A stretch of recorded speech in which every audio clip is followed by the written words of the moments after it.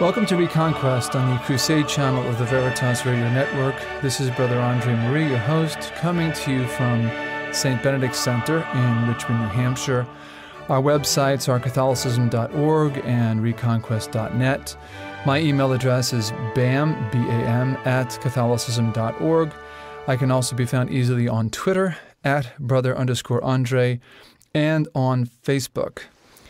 Our topic this evening is Catholic Scouting, and my guest for the second segment is going to be Mr. Christopher Hasson, the president and group leader for the first Federation of North American Explorers group in the United States. First, here on the Veritas Radio Network, radio as it should be, I'm going to give kind of an introduction to the Federation of North American Explorers by talking about, in general, about scouting, but in specific on how it is that I came, and we here at St. Benedict Center came, to discover the Federation of North American Explorers, the group that Mr. Hasson, our guest, is involved with. In May of 2013, you may remember that there was a decision made on the part of the Boy Scouts of America, and it was a decision that was agitated for. It was in the offing for a while. Some radicals, some activists, got the BSA to change their policy to allow "quote unquote" homosexual youth to enter into the Boy Scouts of America. Now, they at the time said they weren't going to allow adult leaders in either. That later changed. I'm going to read you something, just a couple of paragraphs from something that I wrote at the time. I wrote a piece called, and it's linked from the reconquest.net show details page for this show, which is episode number 18, I think. But some people are asking themselves, what's the big deal? The new policy, they point out, does not say that the BSA will allow open homosexuality in the troops, and potentially predatory adult leaders are excluded by the compromise that admitted homosexual youth while excluding them as adult leaders.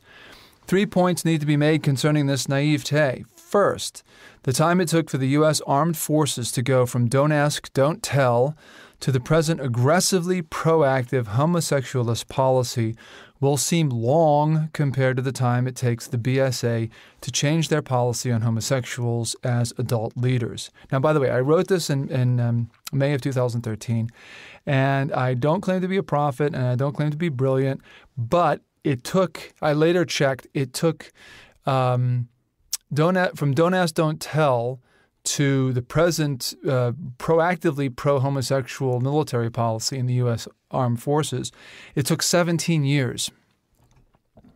It took 2 for the BSA to go from guaranteeing that there would be no adult leader homosexuals in, but just homosexual youth, to being now homosexual adult leaders are allowed. And of course, the adjutants aren't happy with that because the present policy in BSA is homosexual leaders are allowed only in those groups which want them, but they're not imposed upon groups that don't want them. In other words, so-called faith-based groups and other groups that don't want LGBTQ, LMNOP type adult leaders can exclude them.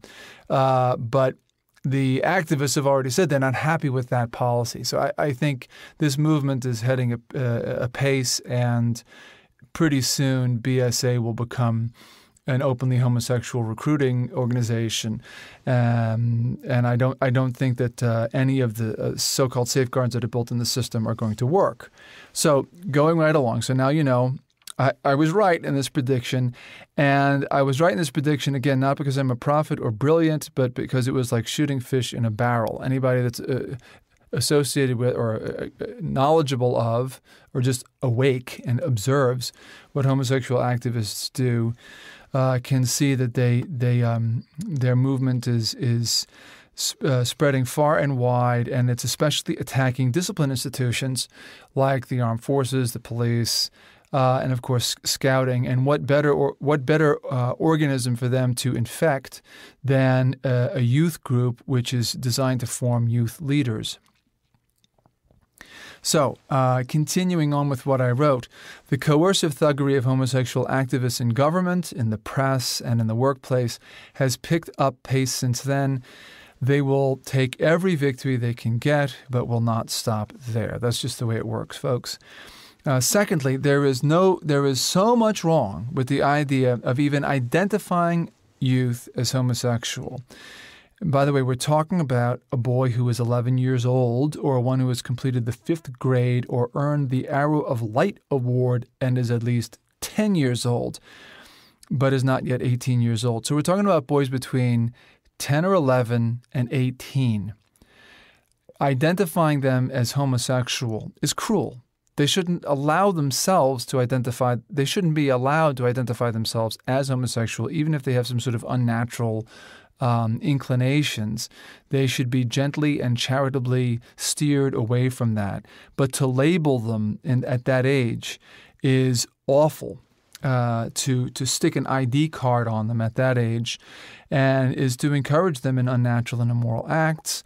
And of course, predators and activists seize on this kind of things as they try to homosexualize children and teens.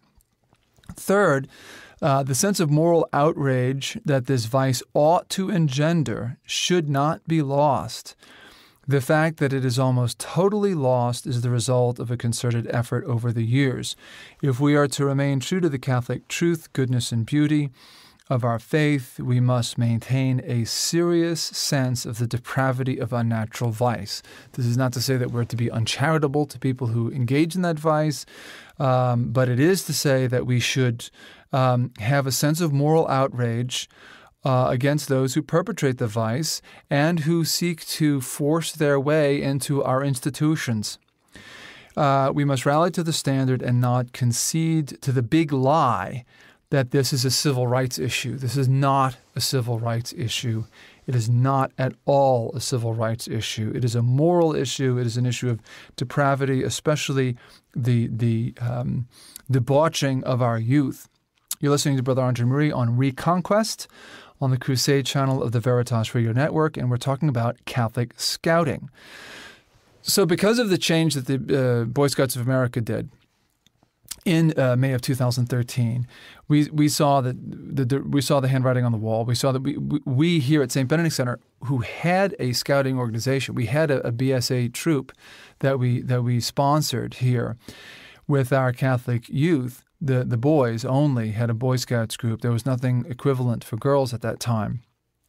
We saw that we had to pull out of the BSA, and we did, and we looked for alternative organizations. So I went online. I kind of advertised the fact that we were looking for such an organization, and I combed around, and I came across the website of an organization called the Federation of North American Explorers. And when we heard about them, I learned that at this traditional chapel in New Jersey, where people worship in the traditional Latin Mass, they had started a group, sort of an umbrella group of different smaller troops affiliated with the FNE, the Federation of North American Explorers, which is a group that started in Canada, but it is only the Canadian or North American embodiment of an older European organization called the Federation of Scouts of Europe. It has a longer name, too, a longer acronym that includes guides, and knowing that guides is what the Europeans call the female scouts. They don't call them Girl Scouts, they call them guides. So everyone who's familiar with BSA or any scouting organization at all knows that sort of the grandpa of scouting is Lord Baden-Powell. And you can read all about Lord Baden-Powell in all sorts of places on the internet. But in 1907 or 08, he got scouting off the ground. And he had been a hero in the Second Boer War in South Africa.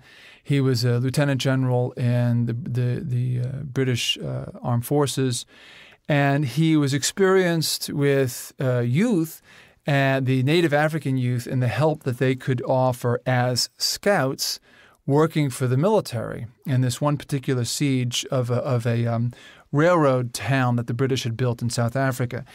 And he was impressed with what youth could do when they were pushed. And when they were, I don't mean pushed obviously in an unreasonable way, but when they are encouraged, when they're given leadership, when they're shown what to do, he was impressed with what the youth were capable of doing. And he decided that when he got back to the UK, that he would start an organization which would try to train young men, not to be junior league soldiers, not so that they could go and join the British Armed Forces, but so that they could be soldiers of peace, I think was the term that he used. He wanted people who were going to do good deeds. He wanted people who were to be good moral leaders in society. Now, Baden-Powell was himself an Anglican, and he saw that scouting was Christianity in action. I think that might be an exact quote from him. It was something to that effect, that it was basically the gospel in action. And when he drew up his plans for scouting, he consulted Catholics. He consulted Benedictine monks. He consulted at least one bishop and got them to sort of sign off on what it was that he was designing because he wanted Catholic involvement early on. Now, one thing you should know about scouting and Baden-Powell's approach is that he was friends with Rudyard Kipling, the literary man who wrote the Jungle Books. There's more than one Jungle Book, known collectively as the Jungle Books. And Jungle Book lore comes in big time into the nomenclature and the sort of the culture of scouting as it was developed by Lord Baden-Powell. So we hear about, in that book we read about Mowgli learning the law of the jungle. And the law of the jungle, far from being this law of chaos and anarchy like law of the jungle has come to mean, actually meant the exact opposite in Rudyard Kipling's worldview. It actually meant a real law, a code of honor by which all the different animals of the jungle live. And the bad guys in this book, in the Jungle Books, are the Bandarlog, the monkey people, who have no law. And my favorite part in the Jungle Book is the chapter called Kaa's Hunting, where Kaa the snake ends up, it's kind of gross actually, he ends up eating a lot of the monkey people because they're being very difficult. They've kidnapped Mowgli.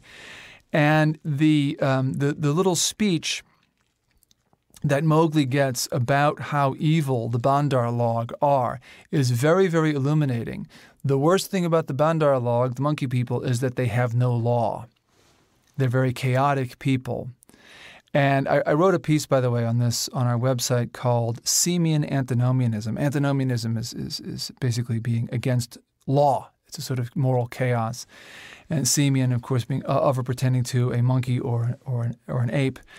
And the point of the piece was to show how lawlessness is something that Kipling is going after in this section of the Jungle Book. And what Baden, this was important to Baden-Powell because he wanted to impart to young people a law. Now, this is a very, very, very Christian idea. The gospel is a law. St. Thomas Aquinas says that the gospel is the new law. The Old Testament is the old law, the Mosaic law. So the concept of law, we're not antinomians. We're not against law. The concept of law is very important for Catholics. And antinomianism, by the way, was a Protestant movement in the time of the Reformation, and they were saying that Christians were absolved from the law. And no, we're not. We're not absolved from the moral law, not at all. We're absolved from the Mosaic law, which our Lord put to an end, but we are not absolved from the moral law. So the concept of giving youth a law is very, very important.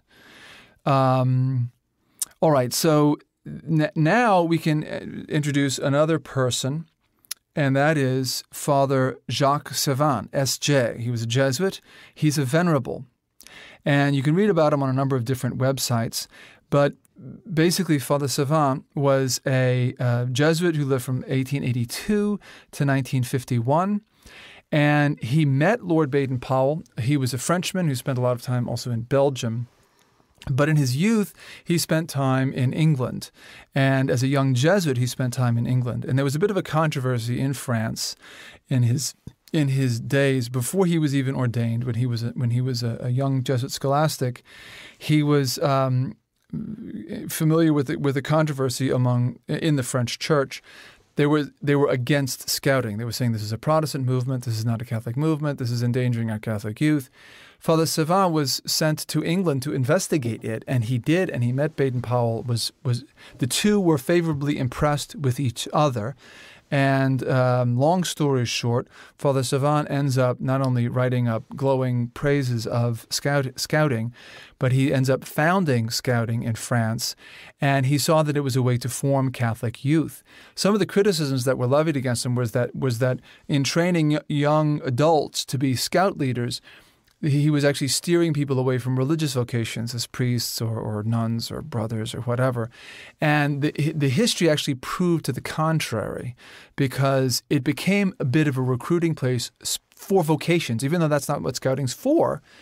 It ended up doing that. Why? Because he was forming good Catholics. And when you form good Catholic youth, it's going to encourage vocations to the priesthood, to the religious life, as well as to virtuous married life and even single life in the world. Father Savin was very influenced by his founder, obviously St. Ignatius of Loyola, the great soldier saint. He was also influenced by St. Teresa of Avila and St. Therese of Lisieux. He wrote meditations on the gospel for scouts, and he would read these to his scouts and form them as good Catholic youth, using scouting as a tool. He ended up becoming a religious founder and founding the Sisters of the Holy Cross. His last words to them were, "Be saints, that is all that matters." So that's a very impressive spirit of this great Jesuit. He is a venerable, and he was declared so on May 10th of 2012 by Pope Benedict XVI. So now we may refer to him as Venerable Jacques Savin. And of course, that essentially opened his cause for beatification, or approved the track for beatification. I guess now all they need is a miracle. And you can read about him in a number of places online. The Stella Maris FNE group down in Miami, Florida, has a good little short biography of him, which I was actually going to read, but I didn't leave myself enough time in this first segment to do so. Lord Baden-Powell gave Father Savin the highest award that an adult leader can get in scouting, the Silver Fox Award. And so Father Savin was honored and decorated himself. And it was said, I don't have the quote in front of me, but it was said of him, by the way, he is called the father of Catholic scouting. It was said, I do have the quote in front of me. Baden-Powell, Lord Baden-Powell, said of Father Savin, "He made the best realization of my own thoughts." So he thought that Father Savin did in France for Catholic scouting he followed the perfect model. He exactly replicated in France what it was that Lord Baden-Powell himself wanted to do in forming scouting in the first place. So this is a very impressive man, and his work continues to this day with different scouting groups in Europe, not just in France, but elsewhere in Europe. And his work continues also here in North America with the Federation of North American Explorers. Before I go to break, I would like to read it's very short, two things: the Explorer Promise and the Explorer Law. Those of you with a scouting background will recognize this. It's basically what you would have known as a member of the BSA or some similar organization, only it's been baptized. Here's the Explorer Promise. On my honor and with God's grace, I promise to do my best to serve God, the Church, and my country, to help others at all times, and to obey the Explorer Law. So notice it includes God's grace as well as my honor. So it's not Pelagian. It introduces grace. Second is the Explorer Law. Now there are 10 parts of the Explorer Law, 10 little statements. An explorer's honor is to be trusted. An explorer is loyal to his country, leaders, parents, and subordinates. An explorer is made to serve and save his neighbor. An explorer is a friend to all and a brother to every other explorer. An explorer is courteous and chivalrous. That's my favorite. An explorer sees in nature God's creations. He loves plants and animals.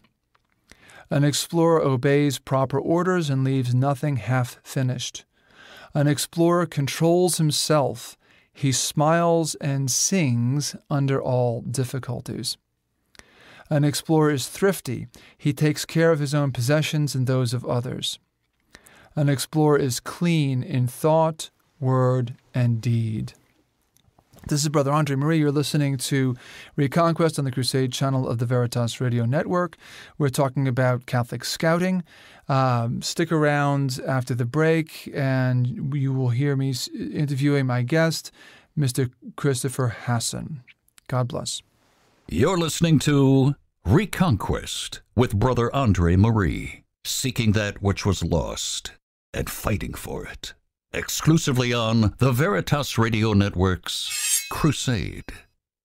Welcome back to Reconquest on the Crusade channel of the Veritas Radio Network. I'm Brother Andre Marie, coming to you from St. Benedict Center in Richmond, New Hampshire. Our websites are Catholicism.org and Reconquest.net. My email address is bam, at Catholicism.org. I'm on Twitter at Brother_Andre, and I'm easily found on Facebook. Our topic this evening is Catholic Scouting, and my guest is Mr. Christopher Hasson, Chris Hasson, the president and group leader for the first FNE group in the United States of America, the FNE being the Federation of North American Explorers. And Chris is also, I should mention, a Catholic father of 8, right? It's 8, Chris? Or? It is 8 now, yes. All right. And Chris's lovely wife, Danny, is the mother of those 8.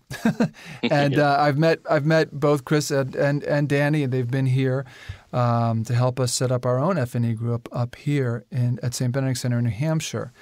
And Chris, where are you from again in New Jersey? What town are you based in? We're based out of Berlin in southern New Jersey. Okay, and you worship at the traditional chapel there in Berlin, right? Right, Mater Ecclesiae Chapel, yeah. Okay, Mater Ecclesiae being Mother of the Church, mm-hmm. And the FNE group that you have down there, the North Star group, is based out of that chapel. Is that correct? Yes. And the priest there is involved in the organization, right? He does he does priestly administrations with the group. Yeah, Father Paisley, he's always been very supportive. He's our religious advisor to our group. Often hears confessions and does holy hours for us, exposition, that sort of thing. He's very supportive. So we see right away that this is a confessionally Catholic organization, and the children are exposed to the faith through the scouting movement. Through the exploring movement. I know you don't like to use the scouting term. It's yeah. and I know why. And we should here on out talk about exploring rather than scouting. But it's hard when you're talking to a populace who's not familiar with the terminology. Yeah, sure. And I think, one day our hope is that when you speak of explorers or exploring, that it is something that'll be synonymous in people's minds with what it is to be a scout of Europe, which is what we are. Okay. All right. So I guess the first question I'd want to ask you is whatever possessed you to bring the FNE to the United States? Because I guess you and David Smith are the ones who did that. You brought a group that was a European group that landed in Canada. You brought them to the United States. Yeah, David Smith is my deputy group leader. He writes some very good articles about our movement, always very well thought out. And I would always refer people to his blog for that. And also a few of my other leaders, Todd Brown and Tony Mantone. And of course, my wife, who I don't think I could do anything without her, of course, but she's done so much for the girls' movement, not just in our own group, but around the country. But yeah, I mean, I guess, if I thought I'd be sitting here talking to you about this 7 years ago, I really didn't see all this coming. The way this began was some years ago, I knew a French priest who was a member of the movement in his youth, and he used to write articles about it. And, he would refer me to older articles about what it meant to be a scout of Europe, or an explorer, as we call it. And it was the kind of thing where, as I started having young boys in particular, but also for my daughters, it was something that really intrigued me. And so I used to look at the UIGSE FSC webpage in Europe, and Facebook pages and things like that, and just see what they were doing. And I just was really taken by it. And just every time I would look at it over the course of, I would say, a couple of years, I just used to think, wow, I wish we had something like that here. And if you don't mind me prefacing this, I'll just say I really didn't have any kind of a scouting background. When I was young, I was a Cub Scout for a bit, but I really sort of lost interest by the time I was, I don't know, I guess around 11 or 12 or so. Sports were a little more interesting to me than what it was offering. And I know that's not everybody's experience, but that was mine. So it wasn't really where I was directed. But when one day when I was looking at the pages in Europe, I came across, there was sort of a banner at the bottom. It had all the national flags on it, and I saw the Canadian flag. So I clicked on it, and I was brought to the page that our founder and commissioner, Paul Ritchie, had at the time. And so I sent him an email. I was very interested, and I just was very curious to see if it was something that was possible here in North America. I mean, it is a very distinctly European mission that it has, which in my mind is something that, and you and I have spoken about this before. I mean, the idea of Christendom and the fact that Europe is the faith and the faith is Europe, and, that we're trying to speak this common Catholic language here that has really never been spoken in a Protestant nation before. That to try to bring something like that here, that unique European mission was not something that really dissuaded us. And so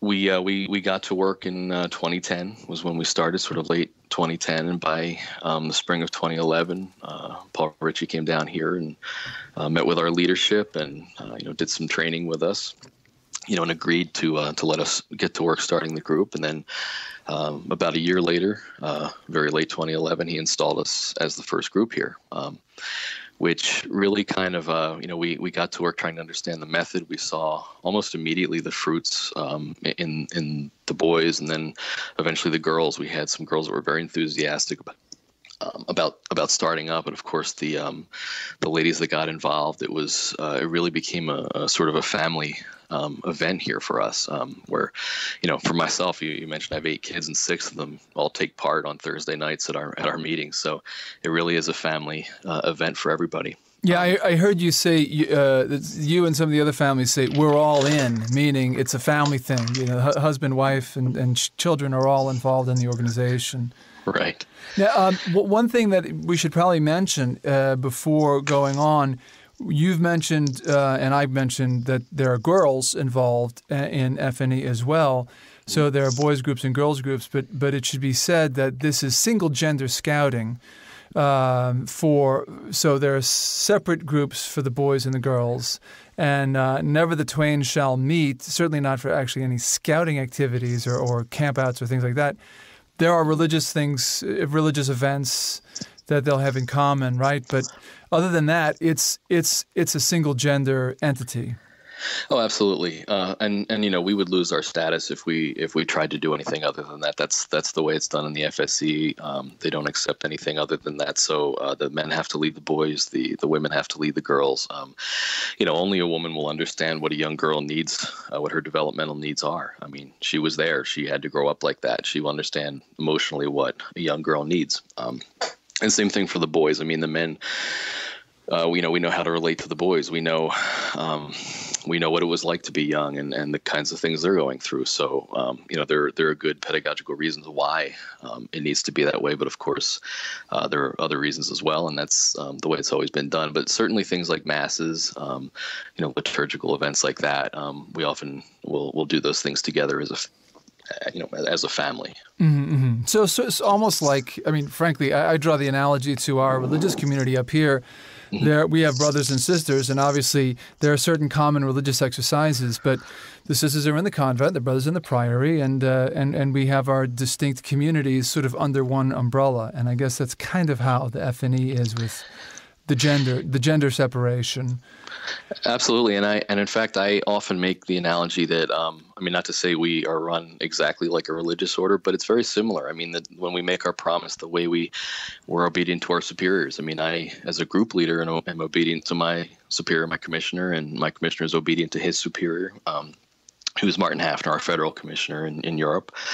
And of course, religious advisors advise us on religious aspects, and they have their obediences as well. So that's all part of it. I mean, part of the humility you take on when you're in a religious order, I think, and as well as us. I mean, we promise in our law, right, to be to be loyal to our subordinates and as well as to our leaders. So that's a very important part of it.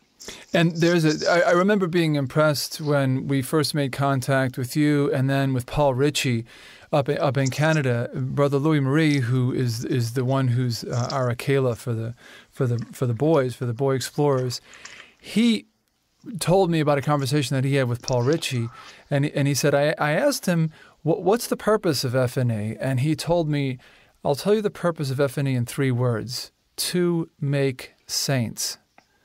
And that really resonated with Brother Louis Marie, and I was very impressed when I heard it myself. Because and it fits in with what Father Savant told the Sisters of the Holy Cross before he died. His last words to them were, "Be saints. Nothing else matters."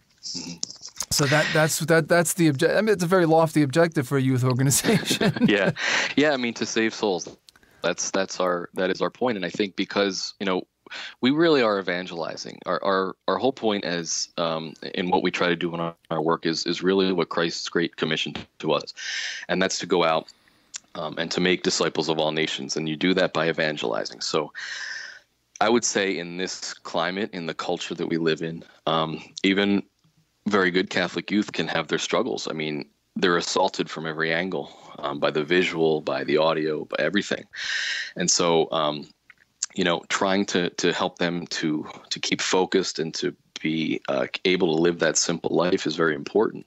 And it's not an easy task, I think, but also in that, and I think, you mentioned Brother Louis, and I had a chance to watch him work a couple of times. And, I'd mentioned too, because we had a camp last June, and I watched him work with some of the boys, and some of them really need it, because you have some boys that may not have, the blessings that some of our other boys have, where they may have good mothers and fathers and very good home lives, and they're have a very devout upbringing, that sort of thing. There are boys that don't have that, and you're kind of bringing everything, and you're bringing Christ to them anew, every meeting, every camp.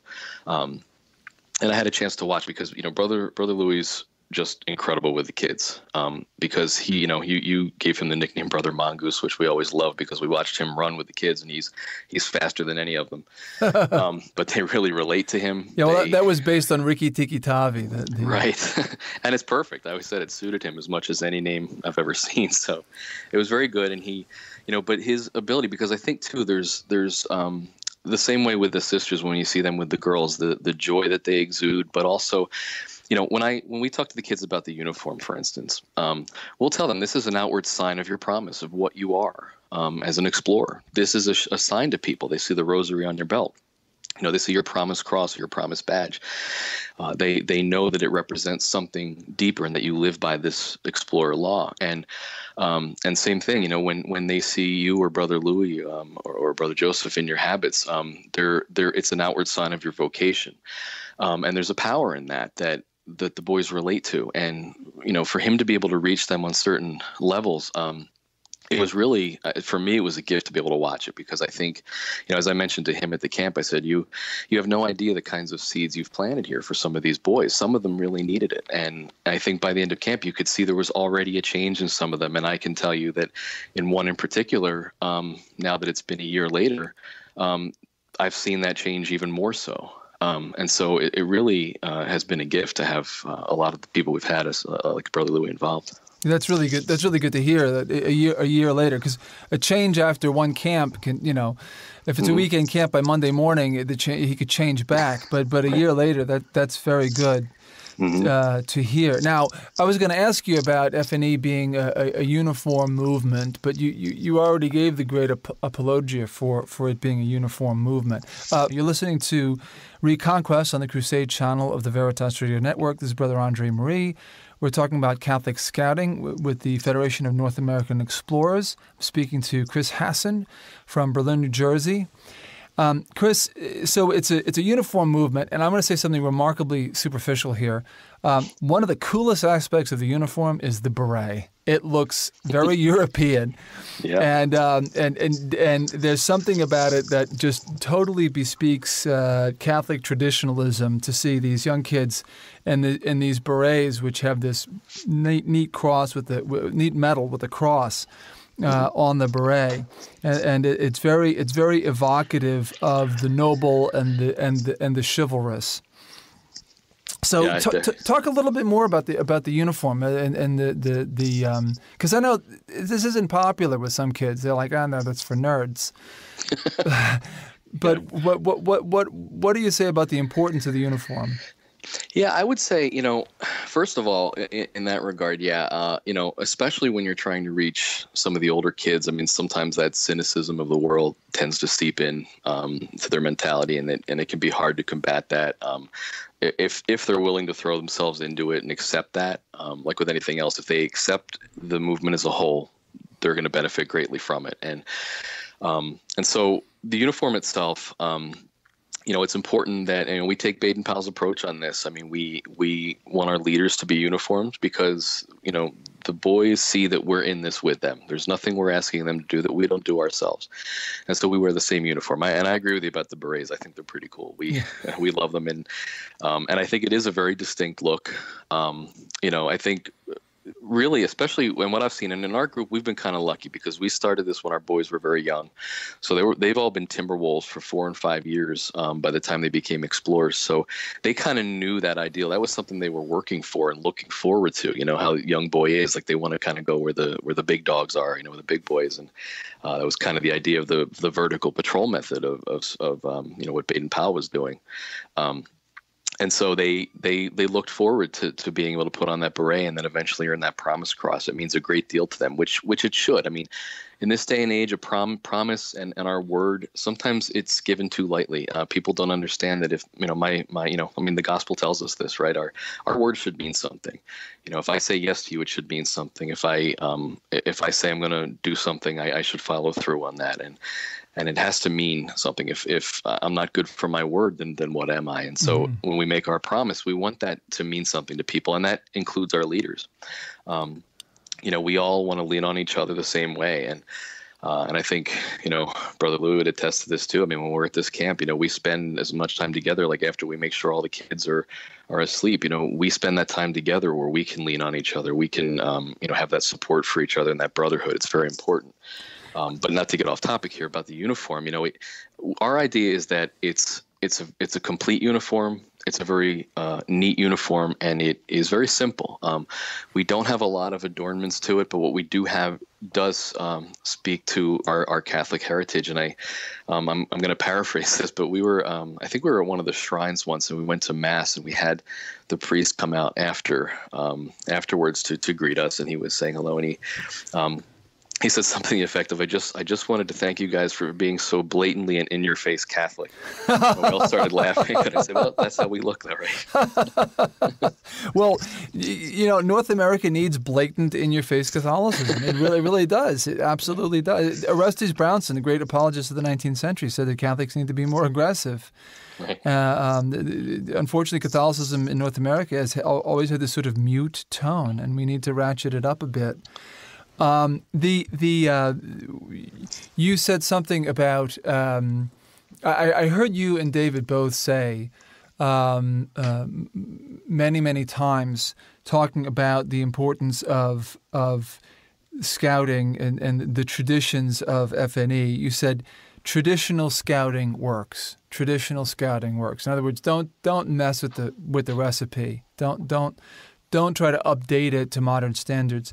Can you talk a little bit about what it is that sets FNE off from, or sets FNE apart from other scouting groups? Yeah, sure.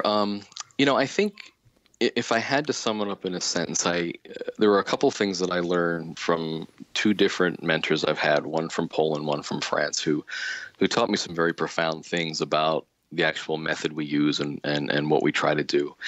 And, one of them had said to me once, we were talking about his approach at camp, and he said, I'm trying to make free men who are able to live the simple life. And there's that idea of helping these boys to become free, capable men. In the traditional explorer movement, if we are at camp together, we want to have dignity. So, we don't huddle over a fire and shovel food down our throats. We build ourselves a camp table that we can all sit down and say grace and have our dinner together as a community. Because this should be a camp, as Father Savan, who you mentioned, said, the Explorer Law is simple. It's Jesus's law. And he kind of likened each of our camps to the camp of the apostles. It's like we're taking to the road. And by the time we're wayfarers, which you and I are, as we put on that brown scarf, we take to the road, and that masculine vocation of taking the gospel on the road. And that idea of being able to live in that camp as one of the apostles would, where, you may not know where you're going to lay your head that night, but you're free. You're capable. You could take care of yourself. And it's that idea of knowing how to live the simple life. So whether you're a leader or one of the boys, the iPhones don't come to camp. The iPods stay home. The video games, everything is out of reach for us. You don't respond to emails. You don't, short of us having to have a phone on for an emergency or, a lot of us have been at camps where we've had a pregnant wife at home who, was ready any day now. And so there are, of course, those situations, but you're not doing your day to day. You're kind of on retreat, and you're living unplugged. The simple life. You are unplugged, and that's very important because that's how you live the simple life. Which, like I look at the freedom that you might have as a religious brother, where you are free to serve Christ however He calls you. And so, Chris, some of our listeners might be a tad bit confused by what you mean by freedom, because this is not a modern American concept of what freedom means. Because the modern American thinks that freedom means absolute libertinism, the ability to do whatever you want. Mm-hmm. But you're talking about the freedom of somebody who has voluntarily bound himself to a higher law. That's right. Real freedom.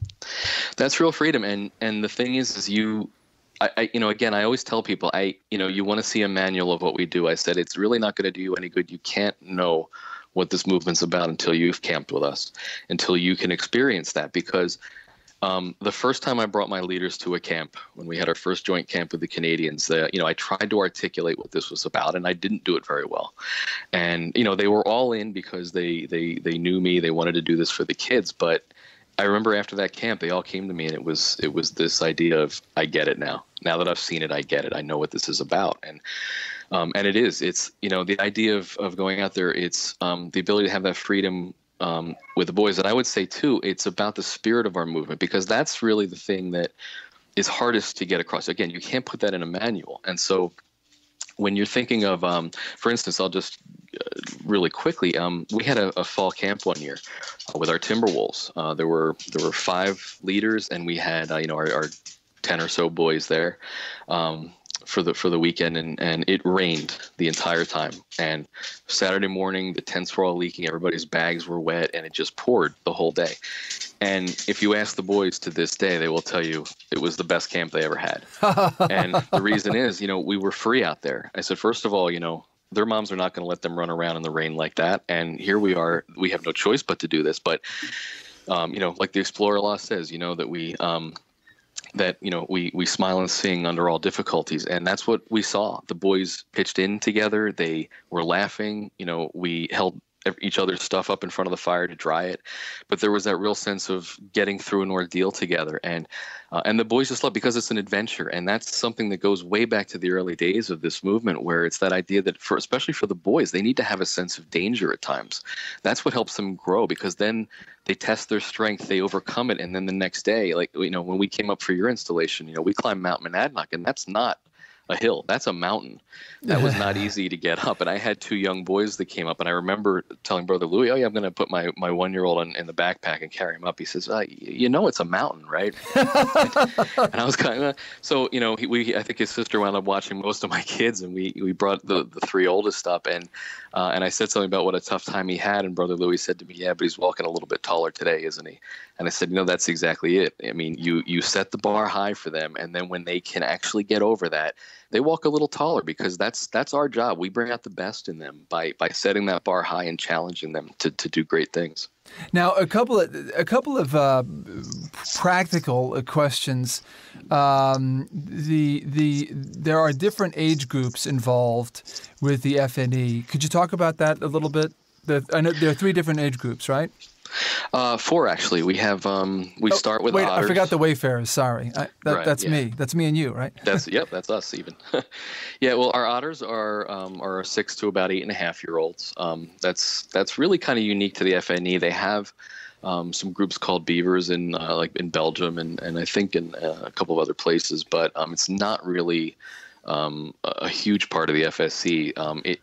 I think we have a lot of very large families here in the U.S., very traditional Catholic families that have a lot of young children, and there's been a huge demand for it. I mean, pretty much, I don't know if all of our groups have it, but a lot of them do. And so then they move on to Timberwolves, which is 8 to about 12.5 or so. And they're not separated by age.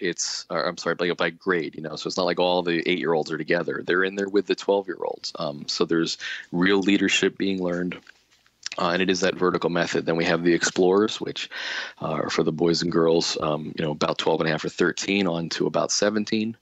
And that's where they live the patrol method, and where it's really driven by them. I mean, they're the ones that are doing. It's really about action. It's about living an authentic Catholic life and letting them start to take responsibility for what they do and for how they make their camps, etc.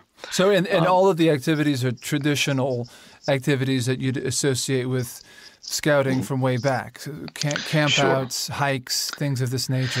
Woodcraft, right? Oh, that's a big part of it, and for, like you mentioned, for the Timberwolves, it's a game. The Timberwolves are the Yellow Branch. That's all about joy, and it is based very much in the Jungle Book, and you're playing that game with them. It's all about the imagination and helping them to learn to express themselves, so that when they get to the next level, where there's a little more of the skill development going on. I mean, there is that in Timberwolves as well, but it's they need to rely on it much more by the time they're explorers. But that expression is still going to be part of them. They're going to develop it to a greater degree, meaning at the campfire that they can sing, they can express and skit and play and things like that. And then by the time after 17, I mean, we don't stop there. We keep going, and you're a wayfarer. And this is actually very beautiful, because for the men, as we mentioned, we put on that brown scarf. The scarf is a full square when you become a wayfarer. It represents St. Martin, how he tore his cloak in two. He stood ready to share all that he had with those that he came across on the road. Again, it's that idea that we, whether we're religious or father of a family, we have a natural vocation as a father. And we're always a work in progress, and have to keep moving toward our final goal, which is to work toward heaven, to keep living our faith as we go through this life. And then for the girls, they put on the red scarf when they become women. The red scarf is that, and they're actually considered in the fire. That's what we call that group. The women are in the fire, and they're an individual flame in that fire. And the red represents that divine love of the Holy Spirit, and that burning and self-sacrificing love of motherhood, which is their natural and true calling and vocation. And so there's very beautiful symbolism in everything that we do. There's nothing that's just kind of chance or, oh, that's a nice color. Everything means something in what we do. Beautiful. Well, I'm afraid we've run out of time, Chris. And one last thing I should ask you is you referred to David Smith's blog. I think you're talking about NorthStarExplorers.org. Is that right? That is our local group's webpage. Okay. Yeah, his blog can be found at www.thefaberfamily.org. veritas.org. That's all one word. Okay. And then it's backslash the word Peregrinator. Oh, Peregrinator. That's right. Yeah. That's him. You know what? You know what I'll do? I'll link to that from Reconquest.net. But I've got by the time this show airs, it'll have links to the NorthStarExplorers.org site. And I'll add David's Peregrinator site, too. Of course, Peregrinator meaning a pilgrim. Right. So, thanks so much for joining me, Chris. And I think it was very edifying, and people should be interested in this and learn more about it. You're listening to Reconquest on the Crusade Channel of the Veritas Radio Network. Stick around after the break. I'll have a very short last segment. God bless. Your guide to the reconquest of what modern man has lost. Think of it as a roadmap to truth with a crucifix as a compass. Reconquest is exclusively on the Veritas Radio Network's Crusade.